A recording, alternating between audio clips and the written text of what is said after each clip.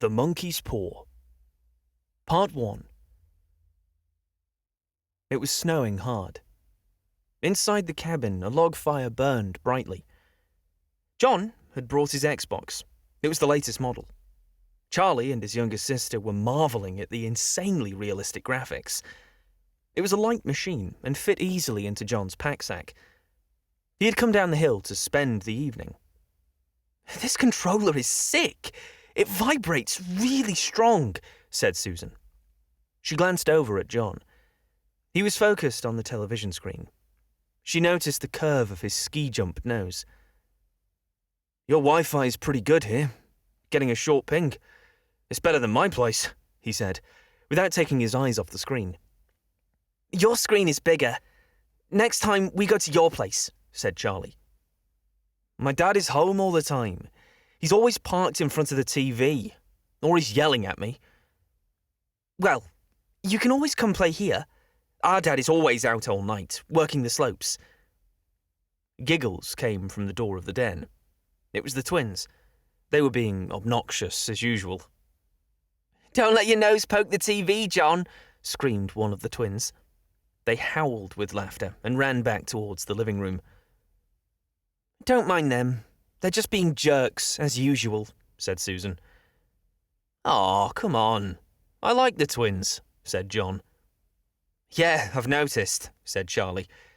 "You chase them around as much as they chase you." "I like kids.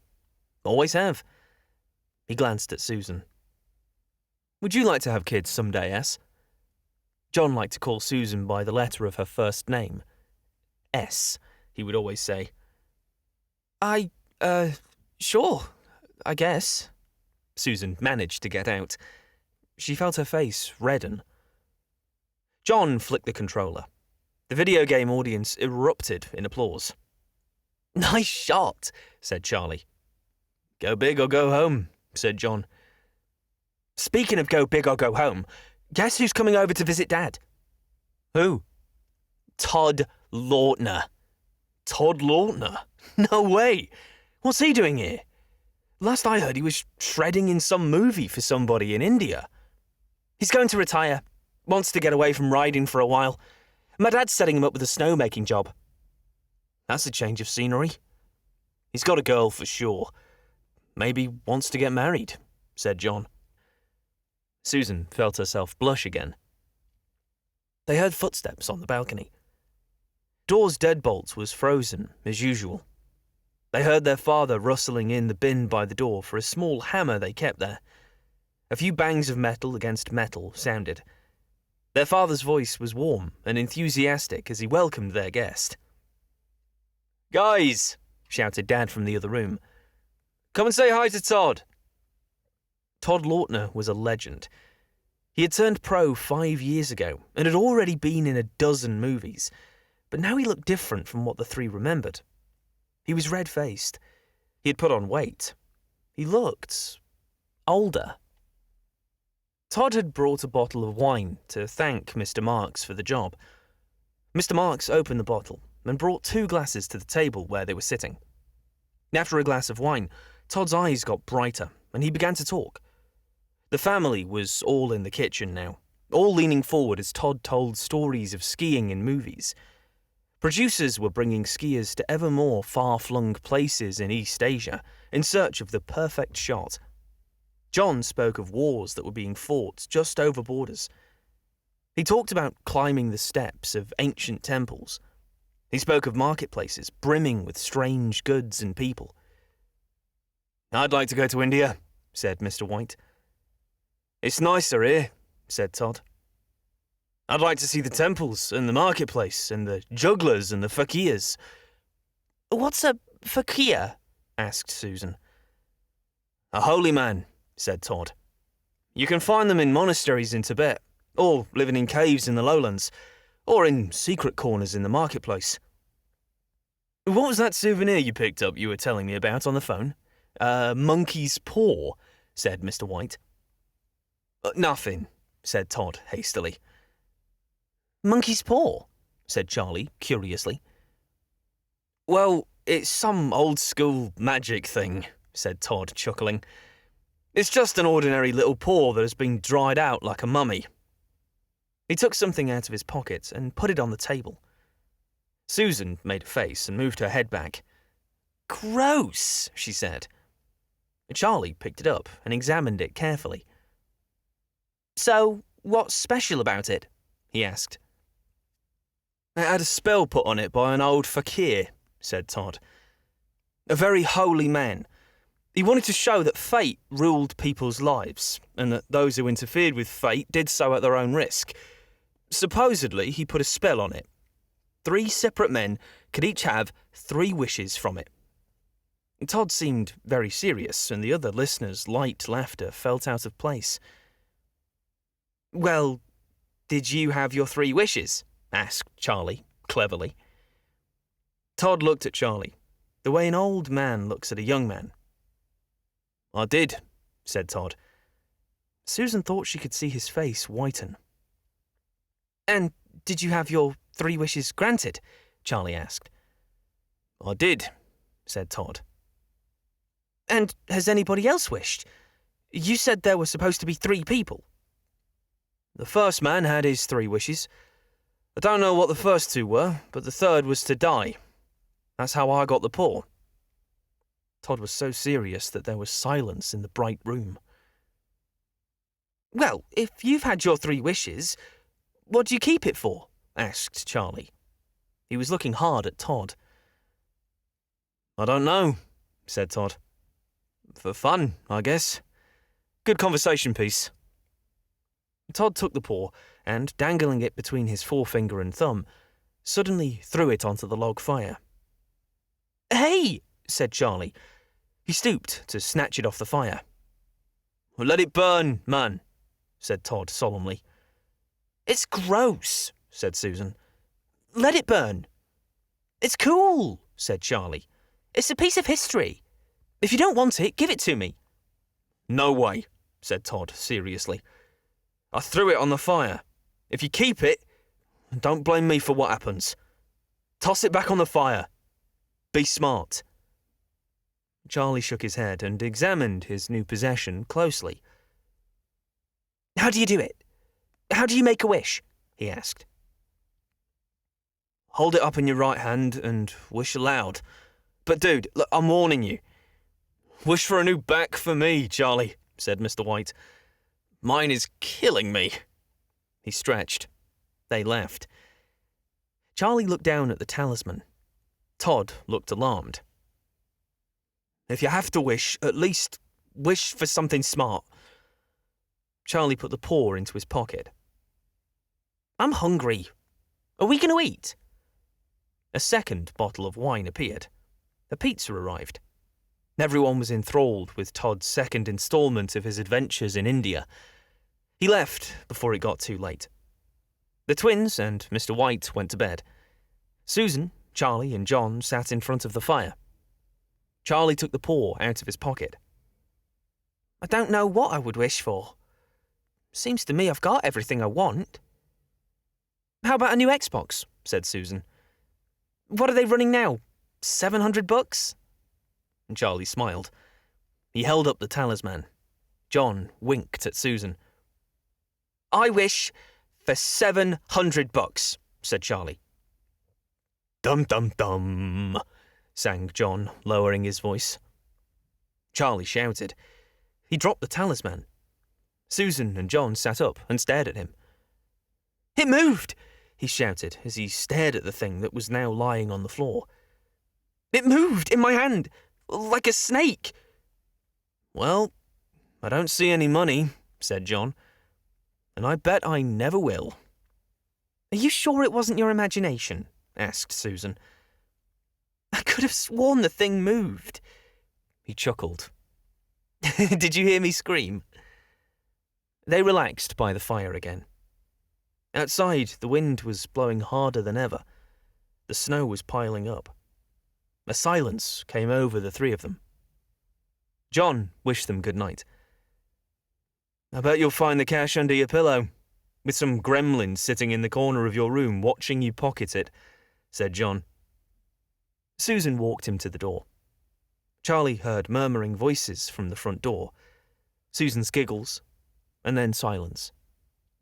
He sat alone in the darkness, gazing at the dying fire. He saw faces in it. The last face was so horrible and so simian that he gazed at it in amazement. It was vivid. He let out an uneasy laugh. He felt on the table for a glass of water to throw on the face. His hand grasped the monkey's paw. With a little shiver, he wiped his hand on his shirt and went up to bed. Part 2. Saturday was the annual Mount Folsom Open. John and Charlie were both competing. Competing is an interesting word. The two had been best friends since birth, but everyone knew who was going to win the competition. John had always been the best rider, and he was expected to easily win the competition, even though some heavies were coming in from out of town. It was a big show. Sponsors had the place tricked out with promotional booths. There was food and drink, and stands for spectators to sit and watch the halfpipe. As was expected, John wowed the crowd and took first place. Charlie placed second, but only by a small margin. It was a great day of competition. The prize ceremony was at 8 o'clock in the main lodge. After the competition, Susan and Charlie went back to the house to change and have a quick bite to eat. Susan could not help thinking about the wish her brother had made the week before. She wondered if there would be a raffle at the prize ceremony. She decided she would buy a ticket. The dirty, shriveled little paw was out of sight and out of mind on the corner of the mantelpiece. They sat at the kitchen table. "Will you be staying late at the medal ceremony?" asked Charlie. Susan made no response. She was staring out the window at a car that had just pulled up. It was an industry car. It had decals of sponsors and brand names plastered over every inch. A guy in a high-end ski suit stepped out of the passenger door. He walked to the front of the car. He walked to the rear hatch. He opened it and rummaged around. He walked to the driver's side door. He conversed with someone through the half-open window. He looked at the house. He looked back at the car. He paused again. He stood up straight and walked up the path to the house. Susan set to opening the door. As usual, the main latch was stuck with frost. The deadbolt had to be hit with the small hammer. She invited the visitor in. He stood uncomfortably by the door. "I was asked to come by personally. I'm from the prize committee for the event. There will be no medal ceremony tonight." "Why not?" asked Charlie. He sat down at the table. "There was an accident. We know you guys were friends, so I was asked to drop this off personally." "What happened?" said Susan breathlessly. "Did anything happen to John? Is he hurt?" "Badly hurt, I'm afraid," said the man quietly. "But he's not in any pain." "Oh, good. They must have him juiced up on drugs. Is he at the clinic?" She paused as the meaning of the comment sunk in. She turned to Charlie and put her trembling hand in his. He had gone back up the hill for an interview. The maintenance crew was doing teardown. He hit the shovel of a snowcat and then got caught in the tracks and the tiller, said the high-end ski jacket. "Caught in the tiller," said Charlie, in a daze. He stared out the window. The man shuffled his feet and coughed. "The organisers know how close you guys were. They asked me to deliver this. It's the medals and the prize money." Charlie and Susan gazed at the visitor in horror. Charlie's lips shaped the words. "How much?" $700, was the answer. Charlie was unconscious of Susan's long shriek as his forehead bumped the table. Part 3. The new town cemetery was 2 miles from the house. John's father wanted him laid to rest there, even though their house was only considered a vacation home. The family and friends buried the dead. Susan and Charlie came back to a silent house. It was all over so quickly they could hardly realize it. They remained in a state of expectation, as though something else was going to happen, something that would lighten the load. But the days passed, and expectation gave way to resignation. Susan and Charlie sometimes did not say a word to each other, as if they had nothing to talk about. About a week later, Charlie woke suddenly in the night. The room was dark. The sound of subdued weeping came from the downstairs. He sat up in bed and listened. He crept down the stairs. He saw Susan at the window. "Come back upstairs," he said. "You'll get cold." "It's a lot colder for John." She stifled a powerful sob. Charlie's eyes were heavy with sleep. He went back to his warm bed. He slept restlessly. Suddenly, Susan's cry woke him with a start. "The paw!" she cried wildly. "The monkey's paw!" Charlie sat up in alarm. Where is it? What's the matter?" he said. Susan came stumbling across the room toward him. "I want it," she said, quietly. "You didn't burn it, did you?" "It's on the mantelpiece, in the corner. Why?" Susan cried and laughed at the same time. "It just occurred to me. I don't know why I didn't think of it before.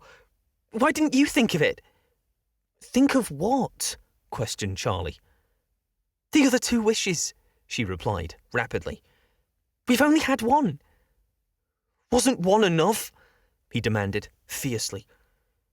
"No. Let's have one more. Come downstairs and get it. Let's wish John alive again." "Are you going crazy?"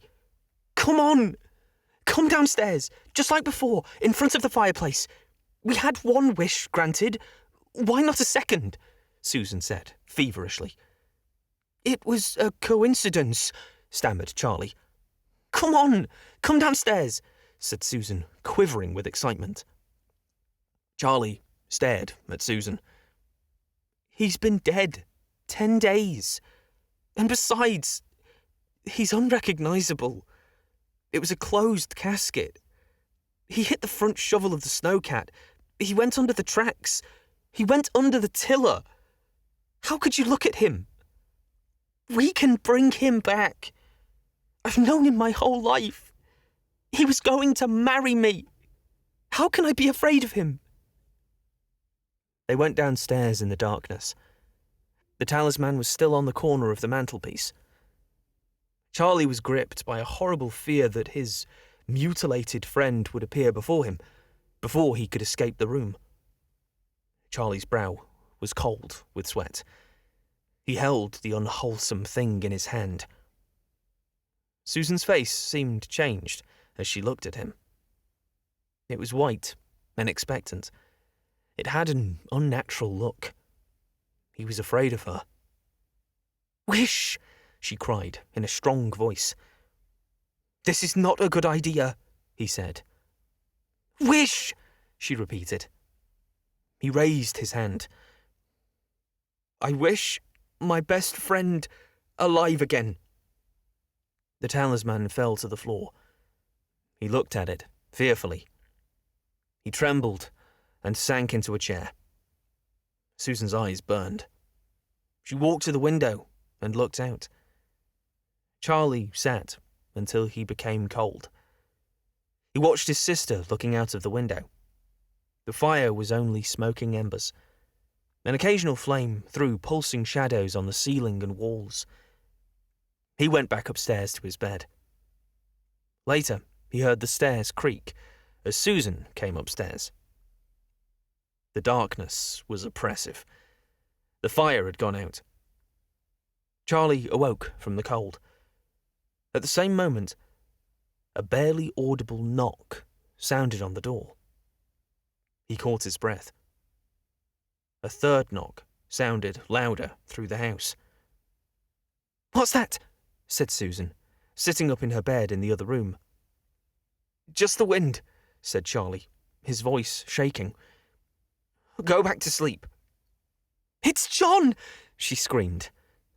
It's John! The twins began to cry. She ran into the hallway, but Charlie was there before her. He held her arm tightly. What are you going to do? He whispered hoarsely. It's my husband! I love him! It's John! She cried. She struggled mechanically to get free from him. I forgot, it's 2 miles away! What are you holding me for? Let go! I have to open the door! You can't let that thing in, shouted Charlie, trembling. You're afraid of your best friend, she cried, still struggling. That's why he always wins. Let me go. I'm coming, John. There was another knock, and another. With a sudden wrench, Susan broke free and ran down the stairs. Charlie followed and ran to the mantelpiece. He could hear Susan working the lock. Where is the hammer? Susan shouted. Her voice was strained and panting. I can't get the bolt open without the hammer. Help me find it. Charlie was on his hands and knees, groping wildly under the chairs for the paw. If he could only find it before the thing outside got in. A fusillade of knocks reverberated through the house. He heard the rummaging in the toolbox as Susan searched for the hammer. He heard the bang and the squeak as she hit the frozen bolt. At the same moment, he found the monkey's paw.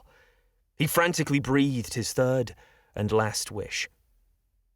The knocking ceased suddenly, although the echoes of it were still in the house.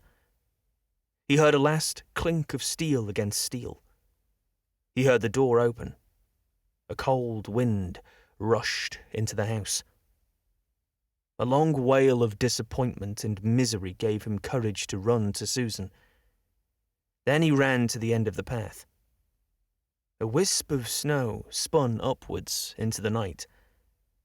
The street lamp flickered on a quiet and deserted road.